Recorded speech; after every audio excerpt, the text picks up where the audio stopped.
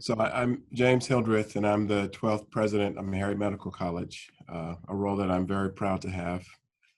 Meharry Medical College is one of the 4 HBCU medical schools in the United States.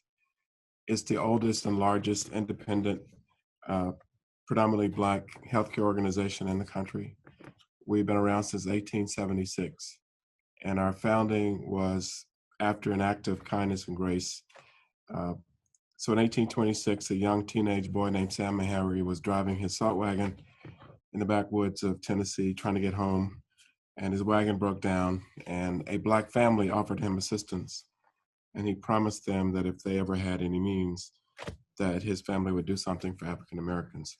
Sure enough, 50 years later, in 1876, Sam Meharry and his 4 brothers gave a gift of about $20,000 to $30,000, which back then was a lot of money, to establish a medical department at Central Tennessee College through the Methodist Church. So we think of ourselves as having been founded by an act of grace and favor, and our mission has been since that founding is to give opportunities to people of color to learn the medical arts, to find treatment for their maladies, and we take great pride in that mission, which I embrace fully as its 12th president. So I think we're a very important institution for healthcare. If it wasn't for us, there'd be many fewer Black physicians, and our impact in oral health has been significant as well. Just one example, there are 6,000 Black dentists in the United States, which is only 3% of the total.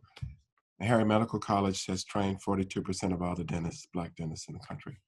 So we like to say that our impact on diversity in healthcare has been quite profound, and we embrace that and continue to do that as part of our core mission.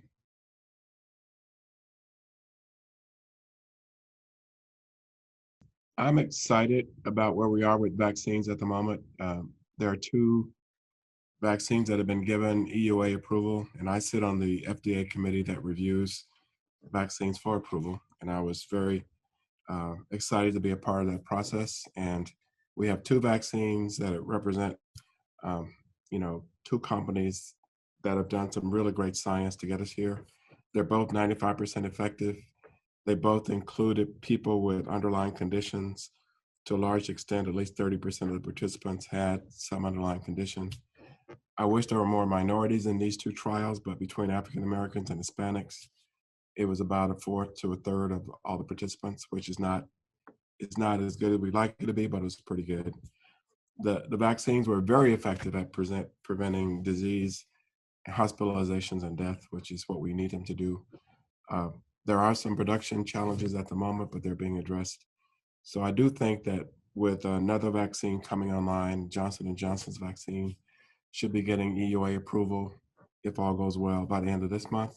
So we'll have 3 vaccines that are available to use. So I really suspect that by September, we should reach the goal of having three quarters or 2/3 of us vaccinated, which will allow us to at least dream about or think about going back to a new normal. So I think that the vaccine situation is very exciting on the one hand, but on the other hand, the communities that need the vaccines the most, because of hesitancy and access, are not getting them at the rate that they should be getting them. At one point here in Tennessee, for example, there was a 10-fold difference in the rate of vaccinations of whites and African Americans. Now, clearly, if we were going to do this the way that to save as many lives as possible, you would make sure that those who are most vulnerable get the vaccines first. And I think an attempt was done to do that by making sure that seniors were kind of at the top of the list. But you also need to be focused on the most vulnerable populations, which include Hispanic and African Americans. So I think that we could do a much better job of prioritizing vaccine recipients, but there is a legitimate concern of hesitancy in some communities and access. But these should not be surprising to us, because the same factors that have led to health inequities, health disparities, are the same ones that are causing the vaccine distribution to be challenging. And what we need to be focused on is trusted organizations and trusted persons leading these efforts, and that would make a big difference. And by trusted organizations, I mean churches, institutions like Meharry, and there are others that I can think of. Black healthcare professionals should be really involved because people do trust them. So I think that with a focus on, trust and trying to deal with the hesitancy and addressing the distribution challenges, I hope we can get there. But I'm very excited about where we are compared to where we were just a few months ago. Things are much better.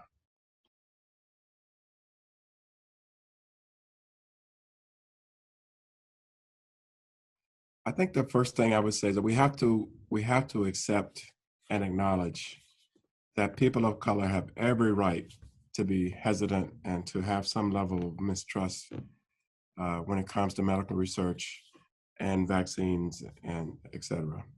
In fact, going all the way back to 1619, there have been atrocities visited on Black bodies, supposedly for medical research, that we don't often hear about or we don't often know about. So, in no way can we dismiss or belittle or brush aside the concerns that people of color have. They're legitimate, they're well founded. But I have to say that the vaccine development was nothing like Tuskegee. And one of the things that people need to know is that because of Tuskegee, medical research involving human beings has never been the same. As a result of Tuskegee, there was a national commission put together, I think by Bill Clinton or his predecessor. We have informed consent now as a routine part of clinical studies. We have data safety monitoring boards. These are an independent group of experts and patient advocates who on a routine basis review the data from trials to make sure that participants are protected. Then after all that, we have an FDA committee who reviews all the data to make a final decision or recommendation to the FDA that the vaccines are safe. And what people need to know is that people of color, African Americans in particular, have been involved at every stage of the vaccine development. In fact, some of the fundamental science that was the underpinning for the mRNA vaccines was done by brilliant Black woman at National Institutes of Health. Her name is Dr. Kesmizia Corbett. Uh, Many people don't know that. A Black woman is right there at the center of all of this. Her research was a fundamental part of it. There have been African Americans on the data safety monitoring boards that reviews all of the data from Pfizer, all of the data from Moderna.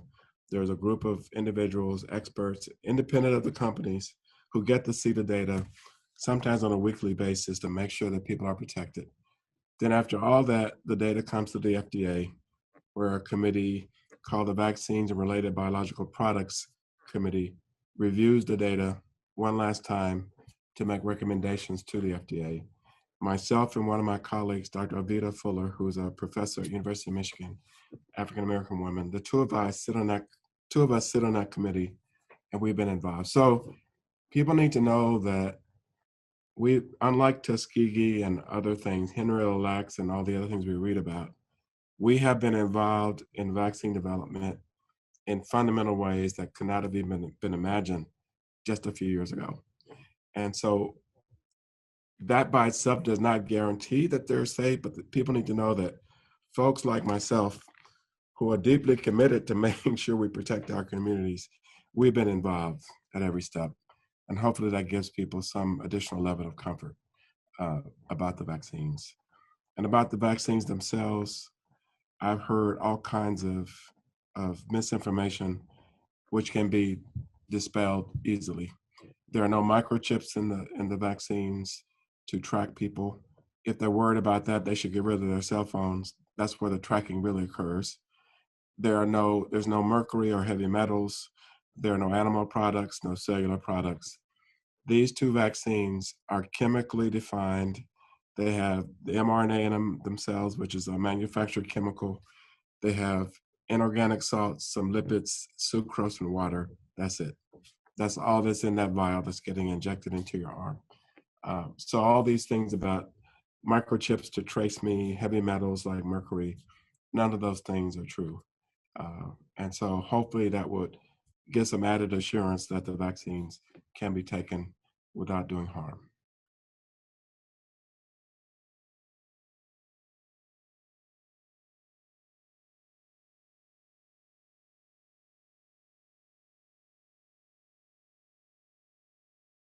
I think it's a really important thing for people to know that 17 or 18% of our gross national product, GDP, is spent on healthcare. $3.5 trillion. I mean, just think about that. If you took what we spend on healthcare and set it apart, it would be the fifth largest economy on the planet, right behind Germany. And yet we're not even in the top 10 of healthy nations after spending trillions of dollars each year. And one of the reasons for that is that our system of healthcare is really a system of sick care. We have a system that takes care of you when you're sick, sometimes not very well, but does very little to keep people healthy in the first place. So we just took 10% of that $3.5 trillion and invested it in public health and preventive medicine. The results will be quite profound. So I totally agree with the idea of changing our focus to be more on public health and prevention rather than being reactive and taking care of people when they're really sick. We do a really good job of that, mind you, but we could also do a really good job of keeping people healthy in the first place. Now, we all hear about the health disparities and health inequities, but it turns out that healthcare only accounts for a small fraction of our overall health and well-being. According to Kaiser and some other organizations, it's 10 to 15%. The rest of it is what you do, where you live, and how much you know in terms of your education level. Those things account for more of our health than healthcare and access to it. But those things are all linked to one theme that runs throughout American society: structural racism. Structural racism finds its way into all of the discussions we have about health. It is even responsible for the fact that only 3% of dentists are Black. Less than 5% of physicians are African American. And those are really important things when you think about healthcare and access to it. We need more people who look like us sitting on the other side of the table. But because of implicit bias, economic factors, and some other things, we find ourselves less healthy, sometimes by wide margins, than the majority population. So I do believe, and I totally agree with the concept that we need to invest more in public health, especially during childhood.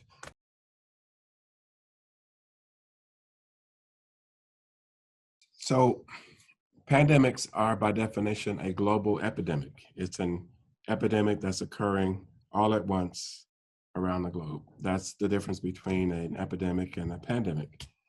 And please keep in mind that the reason why COVID-19 spread so rapidly just has to do with the mobility of us as human beings around the globe. We are the vector for this virus. Unlike SARS and MERS in 2003 and 2012, you only got the virus by coming into contact with an infected animal. They were the vectors. In this case, we are the vectors. So as long as human beings travel freely around the world, in terms of a pandemic, none of us are safe until everyone on the planet is safe, which means that we as a nation need to be concerned about what's happening in Botswana, South Africa, Canada, UK, because the variants that are arising there can hitch a ride with a person and make their way to our country. Or if the virus is replicating out of control in the United States, those same variants could arise here, because every time this virus replicates, there's a small but definitive chance that a mutation will occur, because mutations occur when the virus is dividing or replicating.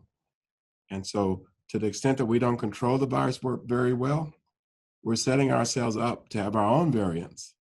And to be honest with you, the United States has not been looking for the variants like they've been looking for them in other countries. So as far as we know, there might be some variants here in the United States that might be as challenging or troubling as the ones being found in other places. But thankfully now the CDC is working with organizations to begin sequencing many of the viruses that are being isolated from patients. So hopefully we'll have a better grip on it. But the point is, because the world is such a small place now because of international travel, and because we are carrying the virus with us as we go from place to place, we need to be concerned about what's happening in other places, including the African continent and beyond. And if we don't do a better job of controlling the virus here, we might have our own variants to worry about.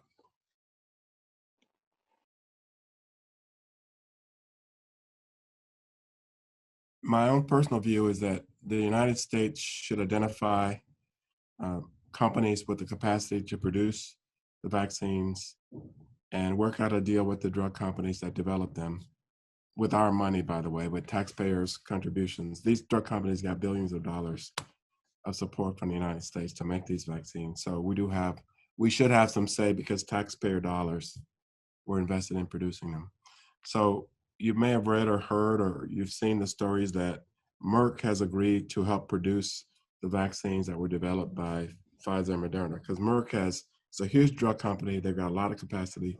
So they're offering to help manufacture the vaccines. So I think we need to look for other companies with capacity for production, line them all up, make sure we can meet the standards that are needed, and make the vaccines and literally give them to the countries that need them. Because some countries cannot afford to pay for these vaccines, and yet we got to make sure they get them. I was also disturbed to hear, for example, that Israel sort of I wouldn't say cut the line, but Israel paid a premium to make sure they got the vaccines first. They're one of the first countries to get the vaccine, and apparently they're able to do that by paying a premium. And we cannot have a system where the rich countries can buy up all the vaccines beyond the capacity needed and have the other countries waiting for years. Because what I've read and seen is that it might take as long as 2 or 3 years for some of the other countries to get the vaccine. And that to me seems like it should be unacceptable. Should be unacceptable to everybody who cares about humanity, period, that we need to help the countries that need the vaccines who cannot buy them. And that would be my recommendation.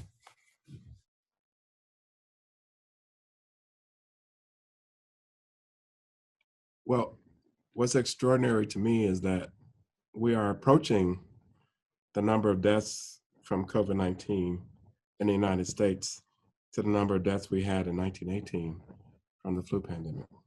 And if you think about compare and contrast the technologies available to us, both in terms of medical, they didn't have ventilators or any of those things in 1918. They did not have remdesivir or steroids or any of those kinds of drugs. So how is it possible that we could be approaching the same number of deaths in 2021 from a less virulent virus than what we saw in 2018? It all comes down to it's almost as if we're so caught up about self and unwilling to do things that would benefit the larger community. Because think about it, wearing a mask, you do it to protect yourself, but you also do it as an act of protecting your community, the people around you. Same thing with the vaccine. If you take the vaccine, you are helping us collectively as a community become immune to it. So it's almost an act of self-love, but it's also an act of love for the rest of the people. And to me, what we're seeing is the politicization of science, the polarization of our nation to the point that something like a public health crisis can become a political football. And that's a very dangerous thing. And to me, that's why we're seeing the numbers we're seeing. There's no way in the world that the United States should be 4% of the population of the globe, but 25% of the deaths from COVID-19. Just think about that. We're only 4.6% of all the people on the planet, but we represent 25% of the people who've died. It's unthinkable, right? And it just says to me, we should really be careful and think about the people we elect to lead us.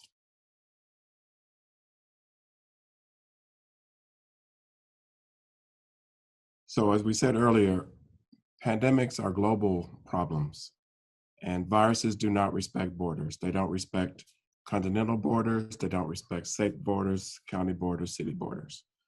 So the only way to fight them, it has to be a collaborative effort. Because, for example, here in Nashville, we could do a fantastic job of trying to control the virus, but if our neighboring municipalities don't do that, because people are traveling back and forth, we'd find all of our work undone. So all I'm trying to say is that it's going to take a collaborative effort to deal with this. What we really need is we need a team of scientists. They're all from around the globe, whose only job it is to monitor for the outbreaks of potentially pandemic viruses. And oh, by the way, we had such a thing, but the previous administration canceled the funding for it.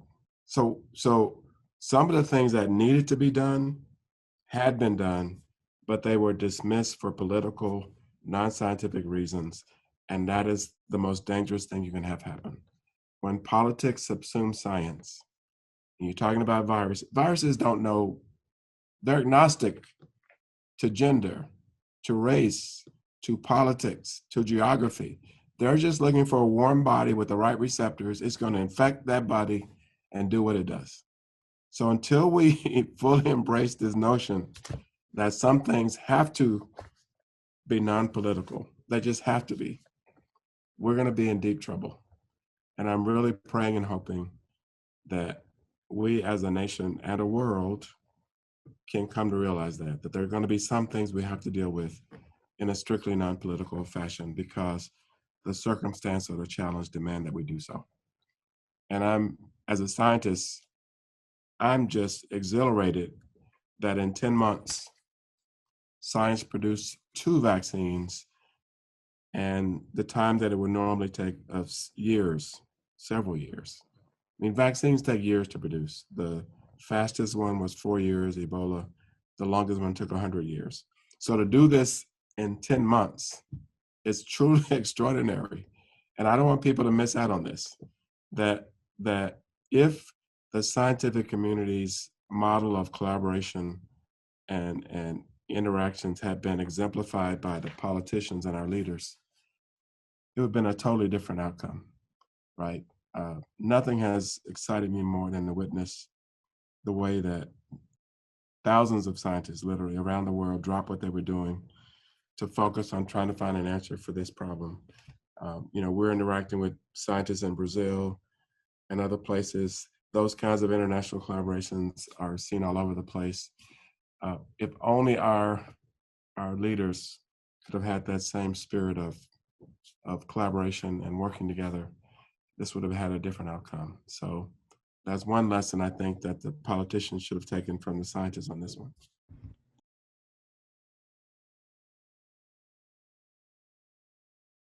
So I grew up in a small town in Arkansas. Camden is one of those towns where there was a railroad track that separated the white community from the Black community. And when I was 11 years old, actually I was 10 years old when my dad got sick, but he died when I was 11 years old in 1968. That was in January. 4 months later, on April the 4th, 6:01 p.m. in Memphis, Tennessee, MLK was assassinated, and he had become my superhero at age 11. I just thought he was. So it made me really angry because my dad got almost no medical attention because we were poor and Black. And I had figured that out. There's a hospital over here. There are doctors in the hospital. Why can't my dad get? So my mother prayed me out of my anger and challenged me to do something about it.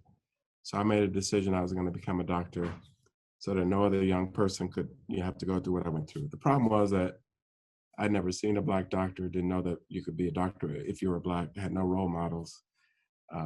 But my mother is the one who, let me put it this way. There's a song that's sung by a group called Sweet Honey and the Rock. You might know them. They have a song called There Were No Mirrors in My Nana's House. So I didn't know that my nose was too big, my hair was too nappy, my skin was too dark to do this. So my mother took down the figurative mirrors in the house, and I decided I was going to become a doctor. So I started reading books about medicine and doctors at age 13. And it turns out that back then, they were ranking universities as to your chances of getting into medical school if you were pre-med there. There was one school that was head and shoulders above all the rest, and that was Harvard. So at age 13, my life's work became getting into Harvard. Um, I did Boy Scouts, had 2 jobs, played sports, superintendent of the Sunday school, everything I could do to make myself attractive to Harvard. And sure enough, in 1975, I got admitted to Harvard, Yale, Princeton, Brown, Stanford, a few other schools, all with scholarships. But because my research had said Harvard, that's where I went. So I was a pre-med at Harvard. And the other thing that really changed my trajectory was I took a job at the medical school, uh, changing the cages for the immunology researchers. My job was to take care of about 1,000 mice, and I changed their bedding and their food twice a week. Turns out that one of the professors there was also from Arkansas.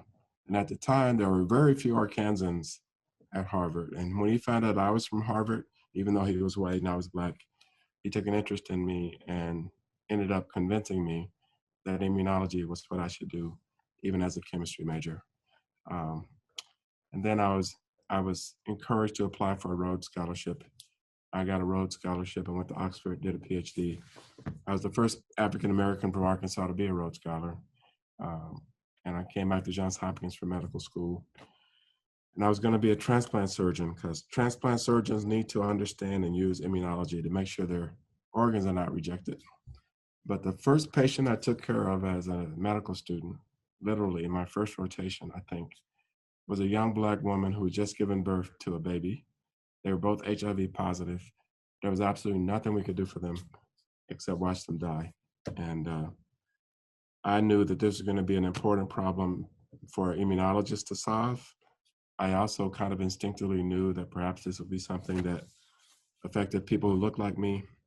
So I changed my plan, and instead of becoming a transplant surgeon, I went into infectious diseases, specializing in HIV.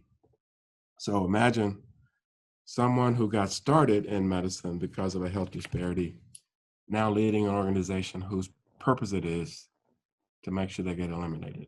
So as far as I'm concerned, it's like my life has come full circle. And this will be my last job, and I'm very excited about what we're doing here. But that's why I came to Meharry. That's why I got into medicine. And so that's why I'm determined to make sure that this pandemic does not undo what limited progress we've made. We've got to save our communities.